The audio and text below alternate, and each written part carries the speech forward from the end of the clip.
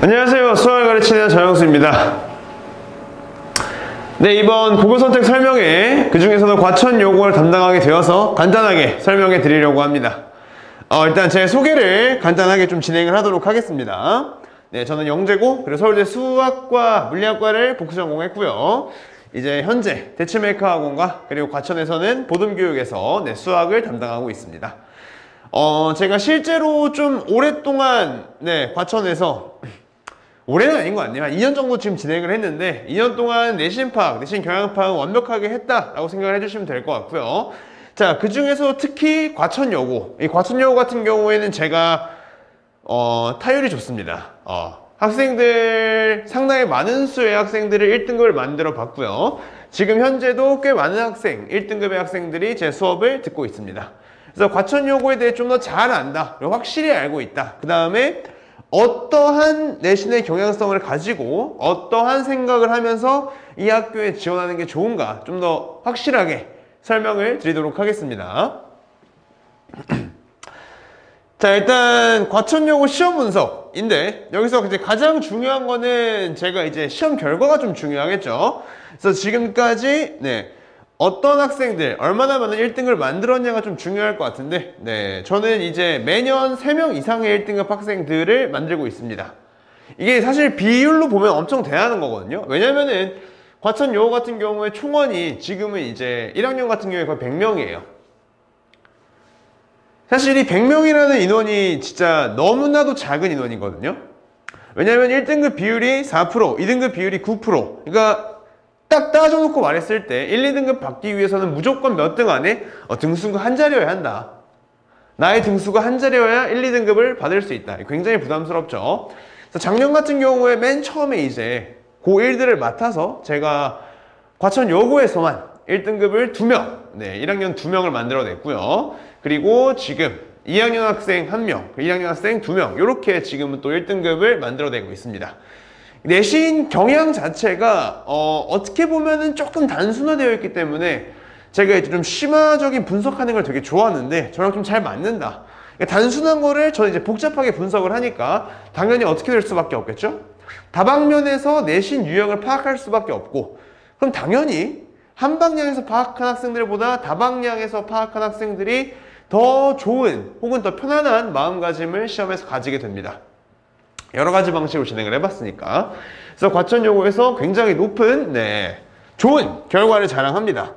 자, 두 번째로는 객관적인 시험 난이도입니다. 시험이 일단 모든 문항이 객관식으로 나오기 때문에 사실 어느 이상 난이도를 갈 수 없는 시험이에요.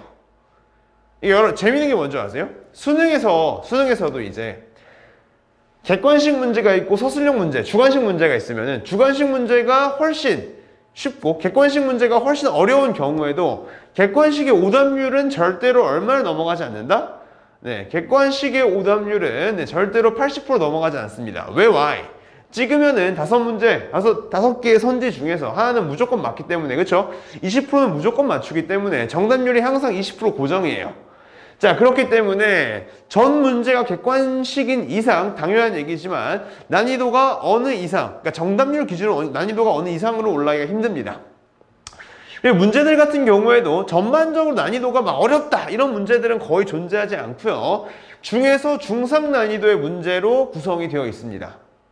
자, 그래서 100점도 꽤 있고 실제로 1등급 맞으려면 무조건 시험에서 100점을 받아야 한다는 거예요.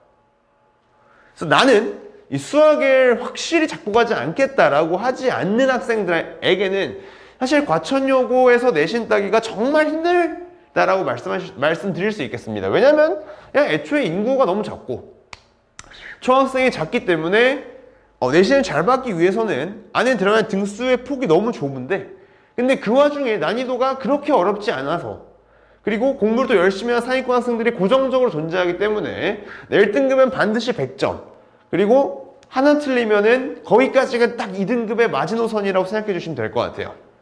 그래서 저는 이 주관적인 난이도인데 이 주관적인 시험 분석인데 저는 이 시험 난이도가 객관적으로는 어렵지 않지만 주관적으로 굉장히 까다롭다고 생각을 해요. 그러니까 총 인원수 때문에. 그래서 어떤 식으로 좀 준비를 해야 되느냐, 일단 무조건 검사를 할 시간을 마련해야 돼요. 21문제, 22문제 등장하는데 혹은 많으면 24문제까지. 자, 이 문제들을 풀고 야 50분에 이 문제 다 푼다? 그럼 절대로 좋은 등급 받을 수가 없습니다.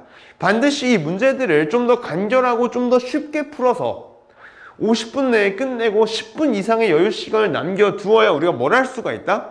헷갈리는 문제들에 대해서 우리가 검사를 진행할 수 있죠. 그래야 1등급, 2등급에 훨씬 더 가까워지는 길입니다. 요약해서 가장 중요한 게 뭐다? 문제를 간략화해서 이 문제의 핵심적인 요점만을 빠르게 파악해서 쉽게 풀 수 있어야 합니다. 그리고 제가 고1, 중3 특목반부터 진행하는 모든 수업은 확실한 개념을 뽑아내서 정확한 포인트에 딱 활용함으로써 문제를 간결하게 푸는 것에 맞추어져 있습니다. 제가 그런 식을 좋아하고 제가 그런 식의 방식을 학생들에게 잘 전달하기도 하고요. 그러니까 저랑 애초에 과천여고 시험이랑 결이 맞을 수밖에 없죠. 중상위권 난이도의 문제를 어렵지 않고 쉽게 간결하게 푸는 거를 제가 가장 잘 가르치기 때문입니다. 네, 여기까지가 과천여고에 대한 시험 분석이자 저의 주관적인 좀 시험 분석이었고요. 저는 그래서 제가 역설적이지만 난이도 자체가 어렵지 않지만 죄송합니다. 말 좀 꼬였네요.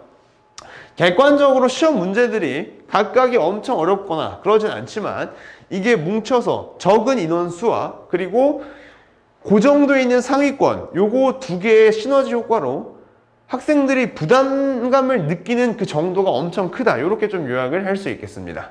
하지만 뭐다? 저에게 맡기면 해결된다. 네, 여기까지 하고 저는 마무리하도록 하겠습니다. 감사합니다.